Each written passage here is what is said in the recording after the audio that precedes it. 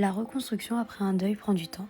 Cependant, il peut être possible d'utiliser certaines techniques pour accélérer cette reconstruction. C'est souvent facile à dire de faire son deuil, mais quand on est dans le désespoir, quand on se rend compte qu'on ne retrouvera plus jamais cette personne, ça devient très difficile. Mais cependant, différentes techniques existent et je vais à présent vous les présenter. La méthode de l'EMDR. L'EMDR, c'est un acronyme d'un mot anglais qui veut dire en français la désensibilisation et retraitement par les mouvements oculaires. C'est une thérapie brève qui vise à remettre en route les mécanismes naturels d'auto-guérison du cerveau au moyen de stimulation bilatérale alternée, droite-gauche, guidée par un praticien. Elle permet de soigner des blessures psychologiques liées à des traumatismes récents comme anciens. Si le décès est traumatique, les informations liées à l'événement sont susceptibles de rester bloquées dans le cerveau, dans le but d'améliorer justement. Puis nous avons une toute autre méthode, l'hypnose. L'hypnose, c'est un état de conscience modifié, ça fait appel à l'inconscient pour traiter des troubles somatiques ou psychiques. À travers l'hypnose, il existe différents modes d'action pour le travail du deuil. Tout d'abord, grâce à l'hypnose, on peut dire au revoir aux défunts.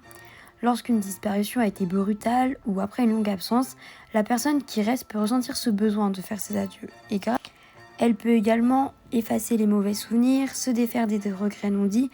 Il existe aussi les psychologues ou les psychiatres. Donc on se demande souvent quelle est la différence entre un psychologue et un psychiatre. La seule différence, c'est qu'un psychiatre est un médecin qui peut nous prescrire des médicaments.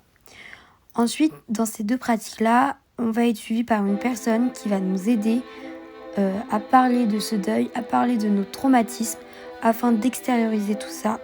En effet, on va ressentir un besoin très intense d'exprimer ses émotions, d'exprimer sa tristesse, sa rage, et on va pas toujours savoir vers qui se tourner. C'est pour ça que ces professionnels sont là pour nous aider.